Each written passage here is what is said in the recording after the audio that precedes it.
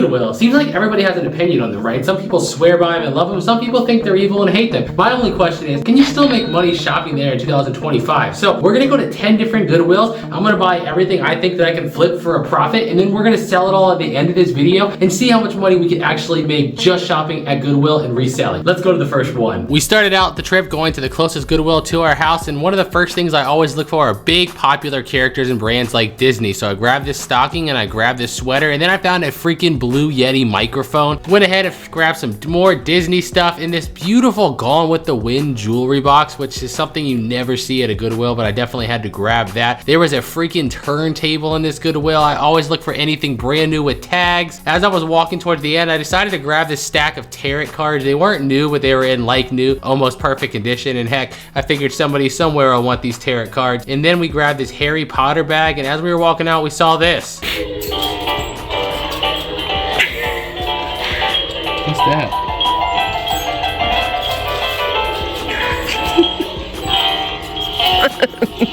So at Goodwill number 1, we spent a total of $69, but we're just gonna round for this video to make it easier and call it $70 spent. So we were riding a highway, went into Goodwill number 2, and immediately found this Star Wars crock pot. You know what? I was happy with that, but as I was leaving in the record section, somebody had donated an entire huge Elvis Presley record collection. All of these records were in like pristine condition, no rips, no tears. They were all in protective sleeves, and I just could not believe my eyes. There were over 30 of them, so of course, we bought the entire collection. While our find was cool, look what Mr. Bear found. Who's that? Is that you? That cute baby. At Goodwill number 2, we had spent a total of $94, including that whole collection, which was just wild. On to Goodwill number 3. So this is one of those Goodwills that have the gigantic clothes section that takes up 80% of the store, which isn't really our thing. So we were looking hard. We ended up finding one little Mickey Mouse ball in the toy section, which wasn't worth a whole lot, but it was Disney, so we figured why not. And then as we continued, I ended up finding this little Disney Halloween wall plaque thing, which was only a couple bucks cheaper than it was retail, but I figured, hey, it was still kind of cool and I could make a little bit on it. But then we found these Onita, I think is how you pronounce the brand, snowman salt shakers, and then on the way out, we ended up finding a Minnie Mouse lamp I debated on and ended up buying anyway. At Goodwill number 3, we ended up spending a total of 17 bucks on everything you just saw. Goodwill number 4, I went inside and immediately saw some Christmas ornaments that were literally priced higher than retail, so I said no to that, but I did end up finding this super cool little Disney snow globe ornament priced at only 4 bucks, which was crazy. And then I ended up finding a Tom Clark gnome, which I thought was really cool. They're very sought after, very collectible, so I definitely grabbed those 2 things,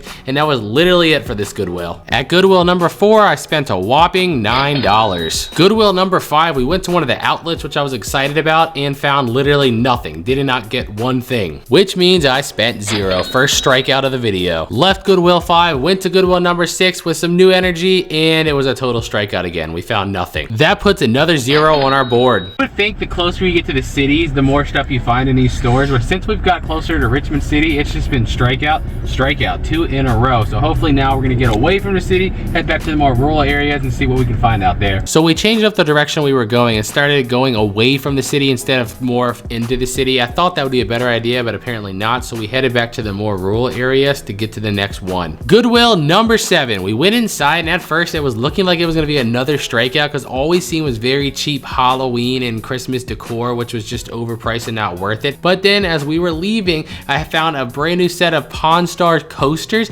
and some Harry Potter puzzles that were brand new and sealed in the original plastic, so we grabbed them. At Goodwill number 7, we spent a total of $18, pushing our total over 200 bucks now. Goodwill number 8, we headed inside this one, and this one was by far the nicest store we've been in. I immediately found a Minnie Mouse plush, then I found some UFC gloves in the plastic, I found another Disney ornament, and then in the back wall, we found a whole rack of jerseys in like new condition. Some of these even still had the tags on them. The price per jersey, $4 freaking, which was an absolute steal. So we bought all the jerseys that they had. At this Goodwill, we spent $33 total.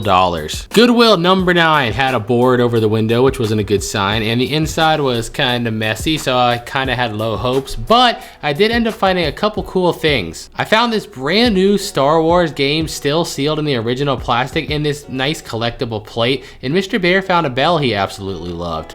Best Goodwill find so far? Ring for a smile. Go ahead.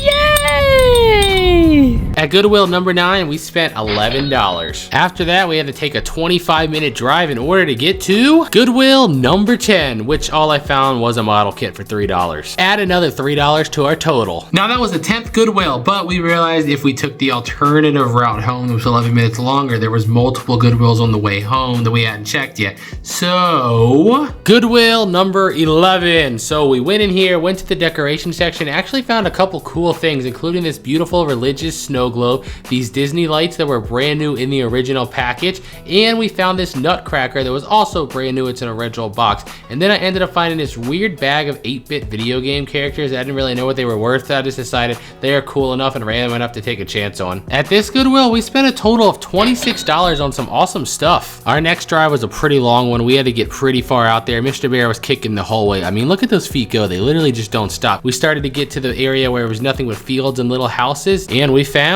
Goodwill number 12. But before I show you what was inside, can you guys do us a favor and hit that subscribe button? Half of you guys watching right now aren't even subscribed, and we want this channel to reach 100,000 subscribers by the end of the year. So do us that favor and let's get inside of this Goodwill. I found this beautiful jewelry box, and then I actually found a Garmin GPS for only $4. The only thing that was missing was the GPS. I don't know why they're selling this, but they are. And then I also bought this telescope, which was cool. Goodwill number 12, we spent $22 on a telescope and a jewelry box. Goodwill number 13. In here, we went down the clothes section, didn't see any jerseys. Within the plushie section, I immediately saw 2 Pikachus, which I knew I was gonna get because Pokemon always sells. Next to the Pikachus, I ended up finding a Grinch plushie, which is another popular one that'll always sell. People absolutely love the Grinch, and this one was actually a Build-A-Bear, as you could tell by the tag on his hand. Then we also grabbed the Stitch little Squishmallow. We tried to find the Angel one, but couldn't find it anywhere, unfortunately. We also ended up finding this brand new Star Wars steering wheel cover on one of the other shelves, sitting all by itself, which was an awesome find.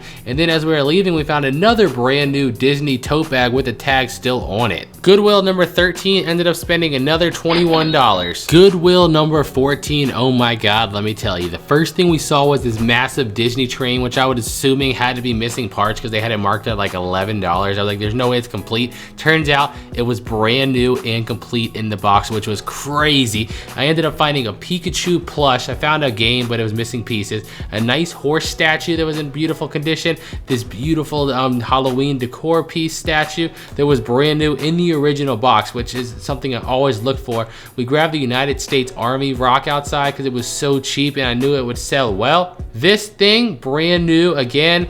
More decor, just tons of beautiful decor. Even this weird little heart that I was $1. I had to get it, couldn't leave it behind. And to end it all, this cool cookie jar. Huge haul at this freaking Goodwill, that's for sure. This crazy Goodwill haul only cost us $64. I think that was the single best Goodwill stop yet. That Disney train set, I think right now my prediction is that's gonna be the most profitable flip of the whole trip, unless we find something just extraordinarily cool in the next few. Goodwill number 15 was also amazing. I started out by grabbing an entire cart full of Disney plushies that were all in like beautiful, perfect condition. I found this little Noah's Ark ship that was brand new and cool looking. Then I found this cool picture of Jesus that was like a 3D resin statue, limited edition, and they just counted it as wall art for $4. Found some more decor pieces and just a bunch of other cool things, including a Harry Potter pillow, some Super Mario cars. It was just another epic haul. At this Goodwill, we spent another $55. Goodwill number 16, the final one on our little day trip, and once again we scored by finding this epic little mini fridge, this little Baby Yoda backpack with straps still on it.